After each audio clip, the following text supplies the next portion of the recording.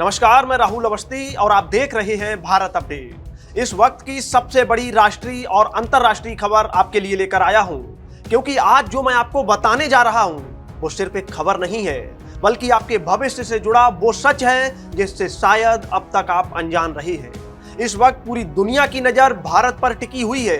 कहीं दुबई, कहीं वॉशिंगटन, कहीं बीजिंग, कहीं पेरिस, हर जगह एक ही सवाल घूम रहा है, आखिर भारत कर क्या रहा है? कैसे एक साथ टेक्नोलॉजी, डिफेंस, डिप्लोमेसी और ग्लोबल पावर का ऐसा खेल खेल रहा है कि सुपर पावर भी सोचने पर मजबूर हो जाए। और इसी बीच दिल्ली में एआई समिट चल रहा है। दुनिया के बड़े बड़े दिमाग भारत आ रहे हैं, रोबोट नाच रहे हैं, मशीनें बोल रही हैं, भगवान कृष्ण, अर्जुन, नारद मुनि तक एआई के रूप में सामने आ रहे हैं। और उधर मुंबई में प्रधानमंत्री नरेंद्र मोदी फ्रांस के राष्ट्रपति इमैनुअल मैक्रोन से मिल रही हैं, गले लग रहे हैं, हंस रहे हैं, कार में साथ बैठकर चल रहे हैं और पर्दे के पीछे एक ऐसी डील फाइनल कर रहे हैं जिसे आजाद भारत की सबसे बड़ी डिफेंस डील कहा जा रहा है। अब सवाल उठता है, क्या ये सिर्फ इवेंट है? क्या ये सिर्फ फोटोशॉप है? या फिर इसके पीछे कोई बहुत बड़ा गेम प्लान चल रहा है? आप खुद सोचिए, जब दुनिया आर्टिफिशियल इंटेलिजेंस यानी एआई को लेकर घबराई हुई है, जब अमेरिका डर रहा है कि चीन आगे ना निकल जाए, जब चीन डर रहा है कि अमेरिका रोक ना दे, जब यूरोप अपनी पहचान बचाने में लगा है, उस वक्त भारत एक ऐसा एआई समिट कराता है जिसमें पूरी दुनिया आकर बैठती है। और उसी वक्त भारत फ्रांस के साथ सबसे बड़ी डिफेंस डील की नींव रख देता है। क्या ये संयोग है या रणनीति? बीती 17 फरवरी की शाम मुंबई में जहां एक तरफ समंदर की हवा, वहीं दूसरी तरफ सिक्योरिटी का घेरा, और तभी प्रधानमंत्री मोदी वहां पहुंचते हैं, फ्रांस के राष्ट्रपति भी आते हैं और कैमरों की चकाचौंध के बीच पूरी दुनिया देखती है कि किस तरह से दोनों नेता मिलते हैं, गले लगते हैं, मुस्कुराते हैं। ऐसा बिल्कुल भी नहीं लगता कि दो देशों के नेता मिल रहे हैं, लगता है दो पुराने दोस्त मिल रहे हैं। और तभी मोदी जी हंसते हुए पूछते हैं, सुना है कि आज सुबह आप जॉगिंग करने निकल गए थे। और मैक्रो भी हंसते हुए कहते हैं, अरे आपको सब पता है।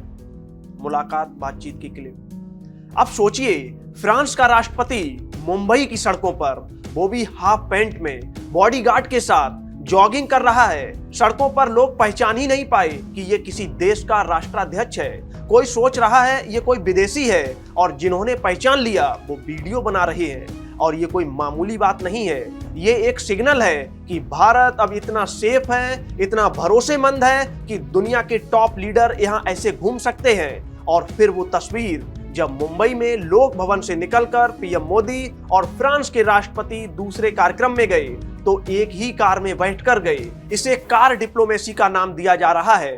पीएम मोदी ने इस तस्वीर को साझा भी किया है। मुंबई में भारत और फ्रांस के बीच 20 से ज्यादा महत्वपूर्ण समझौतों की डील फाइनल हुई है, जिसे लोग mother of all defence deal कह रहे हैं।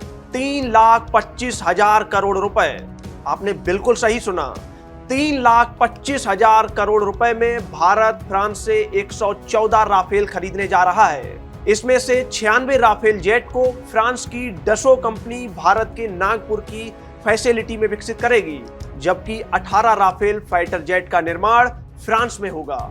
नई डील में ज्यादातर जेट F4 वर्जन के होंगे। अभी भारतीय वायुसेना के पास राफेल का F3 वेरिएंट है और प्लान के मुताबिक F4 जेट की डिलीवरी 2028-29 से शुरू हो जाएगी और 2030 के बाद मिलने वाले जेट F5 यानी सुपर राफेल होंगे।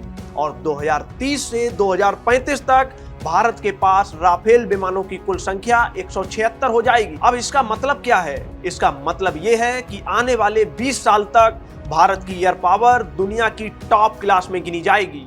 अब खुद से पूछिए, पाकिस्तान, चीन, कौन सा देश है जो इतनी ताकत को नजरअंदाज कर सकता है? और समझ लीजिए, ये सिर्फ फाइटर जेट नहीं है, ये सीधे सीधे मैसेज हैं। ये मैसेज बीजिंग के लिए है, ये मैसेज इस्लामाबाद के लिए है, ये मैसेज वॉशिंगटन के लिए भी है कि भारत अब सिर्फ खरीदार नहीं है, भारत अब पार्टनर है। अब भारत सिर्फ हथियार नहीं ले रहा, टेक्नोलॉजी ले रहा है, नॉलेज ले रहा है, मैन्युफैक्चरिंग अपने यहाँ ला रहा है। नौकरियां बना रहा है, अपनी इकोनॉमी की रीढ़ मजबूत कर रहा है। भारत और फ्रांस की डिफेंस दोस्ती कितनी मजबूत हो रही है, इसका एक और उदाहरण आज देखने को मिला।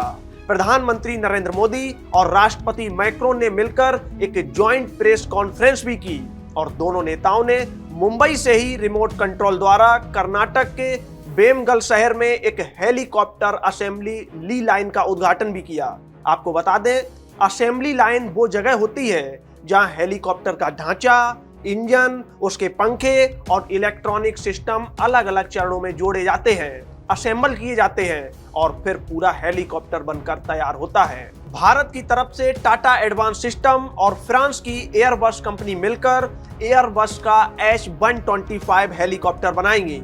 कर्नाटक में इसका प्रोडक्शन होगा। यह भारत के प्राइवेट सेक्टर का पहला हेलीकॉप्टर असेंबली फैसिलिटी होगी। भारत में बने यह हेलीकॉप्टर दुनिया भर में बेचे जाएंगे। यह हेलीकॉप्टर दुनिया के सबसे ऊंचे पर्वत यानी माउंट एवरेस्ट की ऊंचाइयों तक उड़ान भरकर ऑपरेट किया जा सकता है। आपको बता दें, H-125 सिंगल इंजन का हेलीकॉप्टर है, जबकि H-125M इसका मिलिट्री वर्जन है।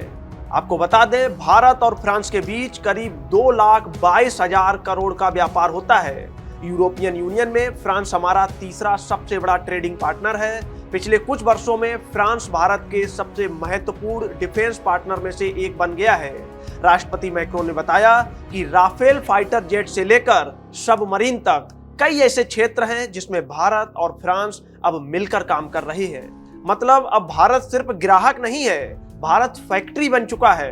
और फिर बात आती है हैमर मिसाइल की। ये वो मिसाइल है जो यूक्रेन के युद्ध में इस्तेमाल हो रही है। भारत और फ्रांस के बीच इस घातक हैमर मिसाइल को लेकर भी अब समझौता हुआ है। और सबसे बड़ी बात, भारत की तरफ से भारत इलेक्ट्रॉनिक्स लिमिटेड और फ्रांस की सैफ्रॉन कंपनी मिलकर भारत में ही हैमर मिसाइल बनाएंगी। राफेल फाइटर जेट में भी हैमर मिसाइल का इस्तेमाल होता है। मिसाइल के प्रयोग होने से ये राफेल को और घातक बना देती हैं। यह मिसाइल फायर एंड फॉरगेट फॉर्मूले पर काम करती है। इसका मतलब है कि मिसाइल के टारगेट को लॉक कर दो और लॉन्च कर दो और फिर भूल जाओ। मिसाइल टारगेट को खुद नस्ते नाबूद कर देगी।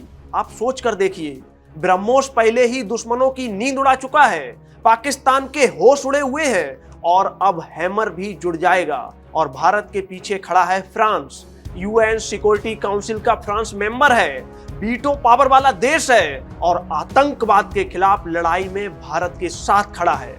अब समझ में आ रहा है ना, ये सिर्फ डील नहीं है, ये जियोपॉलिटिकल चेस बोर्ड है जहां मोदी हर चाल बहुत सोच समझकर चल रहे हैं। एक तरफ यूरोप है, एक तरफ ब्रिक्स है और एक तरफ अमेरिका है और एक तरफ इंडो पैसिफिक और बीच में भारत यानी बिल्कुल सेंटर में पावर हब यानी शक्ति का केंद्र बनता हुआ दिख रहा है। और इसी वजह से ब्राजील के राष्ट्रपति 300 लोगों के डेलीगेशन और 12 मंत्रियों के साथ भारत आ रहे हैं, क्योंकि उन्हें लगता है कि भविष्य भारत में है, मार्केट भारत में है, ग्रोथ भारत में है। और सबसे बड़ा सवाल यही है, क्या ये सब संयोग है या भारत सच में अब ग्लोबल लीडर बन रहा है? क्या एआई, डिफेंस और डिप्लोमेसी मिलकर भारत को नई पहचान दे रही है? और क्या आने वाले 10 सालों में दुनिया का पावर सेंटर एशिया में और खासकर भारत में होगा? यही सबसे बड़ा सवाल है। और इस बीच यह सब देखकर एक और खिलाड़ी परेशान है, अमेरिका, खासकर राष्ट्रपति डोनाल्ड ट्रंप। ट्रंप का पूरा फोकस अमेरिका को फर्स्ट पर रखने में है। वो चाहते हैं कि टेक्नोलॉजी भी अमेरिका में रहे, मैन्युफैक्चरिंग भी अमेरिका में रहे, इन्वेस्टमेंट भी अमेरिका में रहे।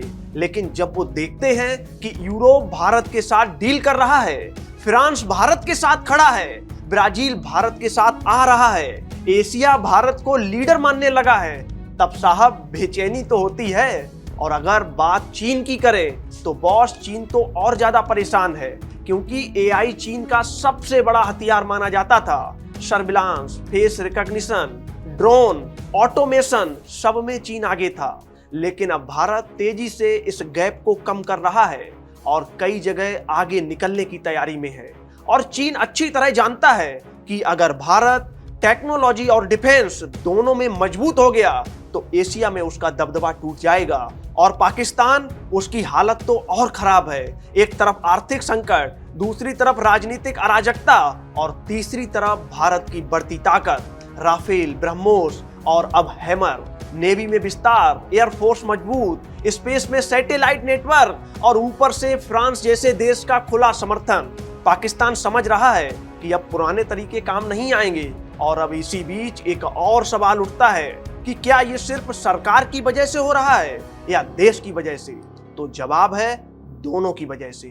सरकार ने दिशा दी, पॉलिसी बनाई, फैसले लिए और देश के युवाओं ने उसे जमीन पर उतारा। स्टार्टअप्स, इनोवेशन, रिसर्च, मेहनत, रिस्क, यही असली ताकत है। एआई समिट में जो बच्चे रोबोट चला रहे थे, जो स्टूडेंट अपने मॉडल दिखा रहे थे, जो इंजीनियर नए सॉल्यूशन समझा रहे थे, वो असली कहानी है, वो असली भारत है। कैमरे से दूर, शोर से दूर, चुपचाप भविष्य बना रहे हैं। और यही बात समझने की जरूरत है कि भारत की ताकत सिर्फ मोदी में नहीं है, सिर्फ सरकार में नहीं है। भारत की ताकत उसके लोगों में है, उसके दिमाग में है, उसकी मेहनत में है। अब सोचिए, जब ये ताकत डिफेंस से जुड़ती है, टेक्नोलॉजी से जुड़ती है, डिप्लोमेसी से जुड़ती है, तब क्या बनता है?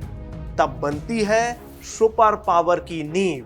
और इसी नींव को मजबूत करने में फ्रांस जैसी दोस्ती काम आती है, ब्राजील जैसी पार्टनरशिप काम आती है और यूरोप जैसा भरोसा काम आता है। लेकिन अब सबसे बड़ा सवाल, आगे क्या होगा? क्या भारत सिर्फ इवेंट करता रहेगा या सच में सिस्टम बदलेगा? क्या एआई गांव तक पहुंचेगा? क्या टेक्नोलॉजी किसान तक पहुंचेगी? क्या डिफेंस मैन्युफैक्चरिंग रोजगार बनाएगी?